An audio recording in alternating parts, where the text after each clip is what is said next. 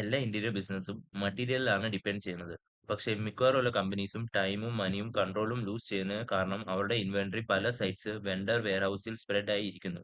ഇതുകൊണ്ട് stock confusion വരും, project delay ആവും, മറ്റീരിയൽസ് മിസ് ആവും, എക്സ്ട്രാ എക്സ്പെൻസ് വരും. ഇതൊക്കെ പ്രോഫിറ്റ് കുറയ്ക്കാൻ റീസൺ ആവും.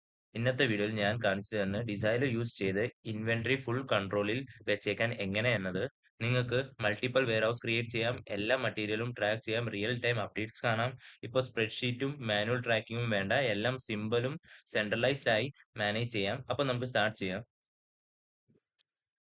ഇതിനായി നിങ്ങൾ നാവിഗേഷൻ ബാറിൽ നിങ്ങൾക്ക് കാണാം ഓപ്പറേഷൻ പറഞ്ഞ ഓപ്ഷൻ. അവിടെ നിങ്ങൾക്ക് ഇൻവെന്ററി കാണാം. ആ ഇൻവെന്ററി ക്ലിക്ക് ചെയ്യുക. ഇൻവെന്ററി തന്നെ നിങ്ങൾക്ക് ഏതാണോ different types of warehouse നിങ്ങൾക്ക് ഇതിനകത്ത് ആഡ് ചെയ്യാൻ പറ്റും. ഇവിടെ തന്നെ നിങ്ങൾക്ക് കാണാം കമ്പനി വെയർ ഹൗസും ഉണ്ട്, പ്രോജക്ട് വെയർ ഹൗസും ഉണ്ട്. കമ്പനി വെയർ ഹൗസ് മറ്റൊന്നുമല്ല, നിങ്ങളുടെ മെയിൻ സ്റ്റോറേജ് എല്ലാ ഐറ്റംസും ഇവിടെ സ്റ്റോക്ക് ചെയ്യാം. പ്രോജക്ട് വെയർ ഹൗസ് അത് ഓരോ പ്രോജക്റ്റും സെപ്പറേറ്റ് സ്റ്റോറേജാ. അത് പ്രോജക്ട് വെയർ ഹൗസ്. പിന്നെ ഈ അടുത്ത് ഞാൻ പറയാൻ പോകുന്നത് എങ്ങനെ നിങ്ങൾക്ക് ഇതിനകത്ത് വെയർ ഹൗസ് ആഡ് ചെയ്യാമെന്ന്. അതിനായി നിങ്ങൾ ഈ ആഡ് വെയർ ഹൗസിൽ പോവുക. ഇപ്പൊ ഞാൻ കമ്പനി വെയർ ഹൗസിന്റെ കാര്യം ഡിസ്കസ് ചെയ്യാൻ പോകുന്നത്. അതിന് വേണ്ടി നിങ്ങൾ ഈ ആഡ് കമ്പനി വെയർ ഹൗസ് എന്ന് പറഞ്ഞ ഓപ്ഷൻ ഉണ്ട്, അവിടെ ക്ലിക്ക് ചെയ്യുക. എന്നിട്ട് ഇതിനകത്ത് എന്താന്ന് വെച്ചാൽ നിങ്ങൾ ആ പേര്, കമ്പനിന്റെ പേര്, അഡ്രസ്സ് നിങ്ങൾ കൊടുത്താൽ മതി. ഇപ്പൊ ഞാൻ ഇതിനകത്ത് കൊടുക്കാൻ പോവാ DLF സെക്ടർ. അതുപോലെ തന്നെ അഡ്രസ്സ് നിങ്ങൾ കൊടുക്കുക.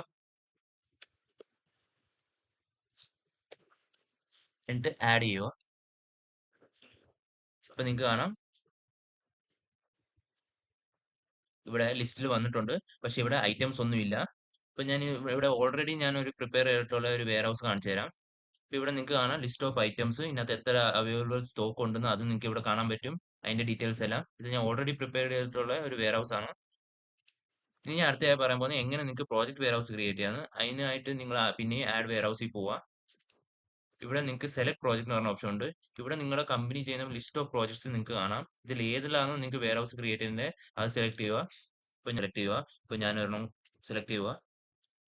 എന്നിട്ട് ആഡ് എന്ന് പറഞ്ഞ ഓപ്ഷൻ ഉണ്ട്, ആഡ് ചെയ്യുക. അപ്പൊ നിങ്ങൾക്ക് കാണാം ആ പ്രോജക്ട് വെയർ ഹൗസ് ക്രിയേറ്റ് ആയിട്ടുണ്ട്. ഇപ്പൊ ഇവിടെ ഞാൻ പറയാൻ പോകുന്നത് അടുത്തെന്ന് വെച്ചാൽ എങ്ങനെ നിങ്ങൾക്ക് കാണാൻ ഈ ലിസ്റ്റ് ഇതിനകത്ത് ഒന്നുമില്ല.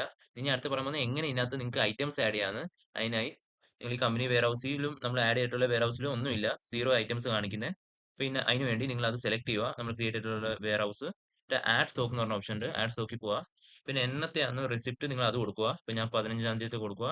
എന്നിട്ട് ഇതിനകത്ത് പേയ്മെന്റ് മോഡ് ഉണ്ട്, ഒന്നെങ്കിൽ കമ്പനി മോഡ്, അല്ലാതെ കമ്പനി അക്കൗണ്ട്, അല്ലെങ്കിൽ ക്യാഷ്, എങ്ങനെയാണോ അത് നിങ്ങൾ കൊടുക്കുക. ഇപ്പൊ ഞാൻ കമ്പനി അക്കൗണ്ട് കൊടുക്കുക. എന്നിട്ട് ഇതിനകത്ത് വെണ്ടറിന്റെ ഓപ്ഷൻ ഉണ്ട്. ഇപ്പൊ ഞാൻ ഇതിനകത്ത് ഒരു വെണ്ടർ കൊടുക്കുക. ഇതിനകത്ത് നിങ്ങൾക്ക് ഏതാണ് റിസിപ്റ്റ് അത് കൊടുക്കാം.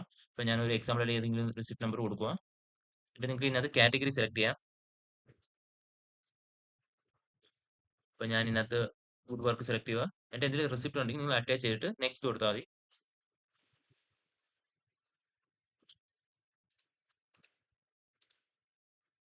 അപ്പൊ നിങ്ങൾക്ക് ഇങ്ങനെ ഒരു ഇന്റർഫേസ് വരും. ഇവിടെ നിങ്ങൾക്ക് ഐറ്റംസ് ആഡ് ചെയ്യാം മാനുവലി. ഇപ്പൊ ഞാൻ ഓരോന്ന് ആഡ് ചെയ്യാൻ പോവാം. ആദ്യമേ ഞാൻ ആഡ് ചെയ്യാൻ പോകുന്നത് 18 mm പ്ലൈ. അതിന്റെ ക്വാണ്ടിറ്റി ഞാൻ ആഡ് ചെയ്യാൻ പോകുന്ന ഒരു 500 ആഡ് ചെയ്യുക. എന്നിട്ട് അതിന്റെ യൂണിറ്റ് പ്രൈസ് ഒരു 450 ആഡ് ചെയ്ത് ഇനി ഞാൻ അടുത്ത ഐറ്റം ആഡ് ചെയ്യാൻ പോവാം. ഞാൻ ഡെക്കറേറ്റീവ് പ്ലൈവുഡ് ആഡ് ചെയ്യുക. അതിന്റെ ഞാൻ ക്വാണ്ടിറ്റി 150 കൊടുക്കുക. എന്നിട്ട് യൂണിറ്റ് റേറ്റ് ഒരു 560. ഇതിനകത്ത് നമുക്ക് GST റേറ്റ് ആഡ് ചെയ്യാം. അപ്പൊ ഞാൻ ഇതിനകത്ത് 5 കൊടുക്കുന്നത്. ഇവിടെ ഞാൻ 5 കൊടുക്കുന്നത്.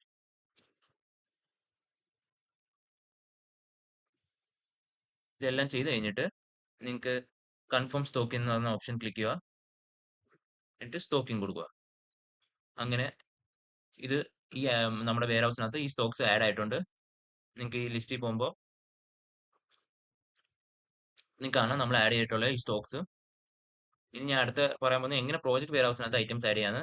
അതും രണ്ട് ടൈപ്പിൽ നിങ്ങൾക്ക് ആഡ് ചെയ്യാൻ പറ്റും. ഒന്നെന്ന് വെച്ചാൽ ഞാൻ ഇപ്പം കാണിച്ചു തന്ന മാതിരി കമ്പനി വെയർ ഹൗസിൽ എങ്ങനെയാണ് ആഡ് ചെയ്തത് അതുപോലെ നിങ്ങൾക്ക് മാനുവലി ആഡ് ചെയ്യാം. ഇപ്പൊ ഞാൻ ആ പ്രോജക്റ്റ് എടുക്കുക. ഇതിനകത്തൊന്നുമില്ല ഐറ്റംസ്.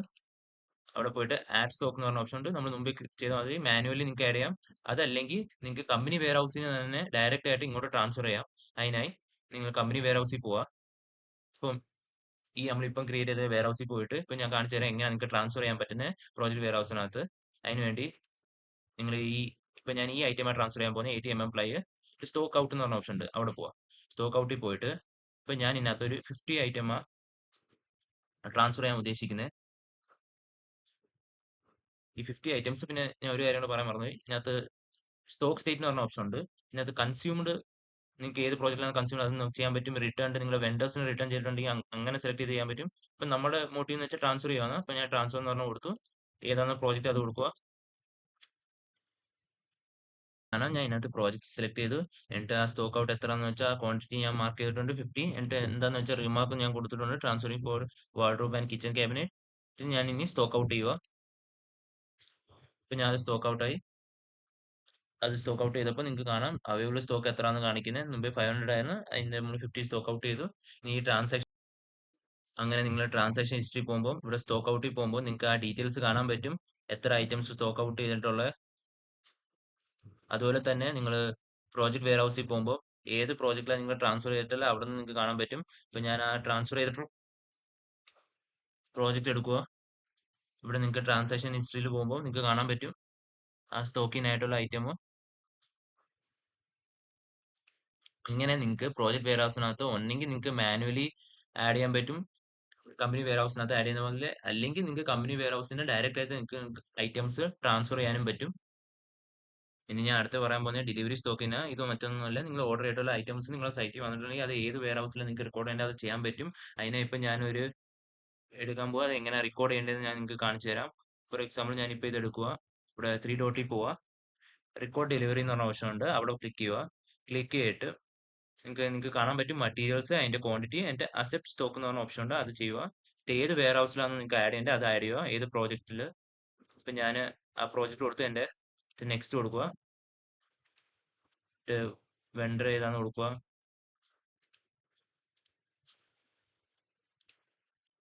എന്നിട്ട് നിങ്ങളുടെ payment mode, company account, date of receipt എല്ലാം കൊടുത്ത് നെക്സ്റ്റ് കൊടുക്കുക.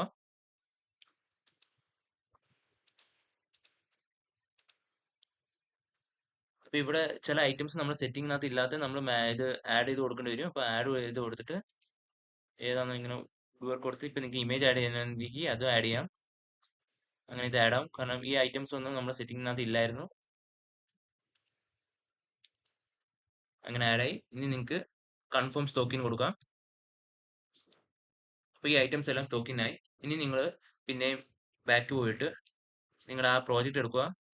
പ്രോജക്റ്റ് എടുക്കുമ്പോൾ നിങ്ങൾക്ക് കാണാം നമ്മൾ സ്റ്റോക്കിൻ ചെയ്തിട്ടുള്ള ഐറ്റംസ് എല്ലാം ആഡ് ആയിട്ടുണ്ട്. ഇനി ട്രാൻസാക്ഷൻ ഹിസ്റ്ററി പോകുമ്പോൾ നിങ്ങൾക്ക് കാണാം ഐറ്റംസ് സ്റ്റോക്കിനായിട്ടുള്ള ഡീറ്റെയിൽസും കാര്യങ്ങളും എല്ലാം. ഇനി ഞാൻ അടുത്ത് പറയാൻ പോകുന്ന എക്സ്പെൻസ് സ്റ്റോക്കിനാ. നിങ്ങൾ പ്രോജക്റ്റിൽ പോവുക, ഏതാണ് പ്രോജക്റ്റ് അത് സെലക്ട് ചെയ്യുക. ഇവിടെ പ്രോജക്റ്റ് പേയ്മെന്റ് എന്ന് പറഞ്ഞ ഓപ്ഷൻ ഉണ്ട്, അവിടെ പോയിട്ട് ആഡ് എക്സ്പെൻസ് ഉണ്ട്, അവിടെ ക്ലിക്ക് ചെയ്തിട്ട് നിങ്ങൾ എത്രയാണോ അമൗണ്ട് അത് ആഡ് ചെയ്യുക. ഇപ്പം ഞാൻ 50,000 ആഡ് ചെയ്യുക. എൻ്റെ എക്സ്പെൻസ് ടൈപ്പ് സെലക്ട് ചെയ്യാൻ ഞാൻ മറ്റീരിയൽ കൊടുക്കുക, കാറ്റഗറി കൊടുക്കുക. എൻ്റെ എന്തെങ്കിലും റെസിപ്റ്റ് ഉണ്ടെങ്കിൽ അത് അപ്ലോഡ് ചെയ്യുക. എന്നിട്ട് സ്റ്റോക്കിൻ റിക്വസ്റ്റ് എനബിൾ ചെയ്യണം. ഇപ്പം ഞാൻ ഇതിനകത്ത് റീമാർക്ക് കൊടുക്കുക, അപ്ലൈ 80 ഓർഡർ ക്വാണ്ടിറ്റി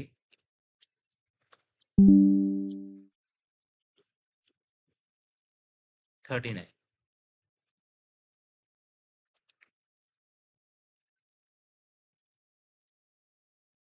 അങ്ങനെ റീമാർക്ക് കൊടുത്തിട്ട് ആഡ് എക്സ്പെൻസ് കൊടുക്കുക. ഇനി നിങ്ങൾ ഇൻവെന്ററി പോവുക. പിന്നെയും ഇവിടെ എക്സ്പെൻസ് ടോക്കൻ ഓപ്ഷനിൽ നിങ്ങൾക്ക് കാണാം നമ്മൾ എടുത്തിട്ടുള്ള എക്സ്പെൻസിന് അത് വന്നിട്ടുണ്ട്. ആക്ഷനിൽ പ്ലസ് ഐക്കണിൽ പോയിട്ട് നിങ്ങൾ ആ പ്രോജക്റ്റ് ഇൻ ഡിഫോൾട്ട് ആയിട്ട് ഇതിനകത്ത് വരും. നെക്സ്റ്റ് കൊടുക്കുക. എന്നിട്ട് ഇവിടെ നിങ്ങളുടെ ഐറ്റം, അത് ഏതാണോ ഐറ്റം അത് ആഡ് ചെയ്യുക. ഇപ്പം ഞാൻ ഇതിനകത്ത് പ്ലൈ 18 അപ്ലൈ ആഡ് ചെയ്തു.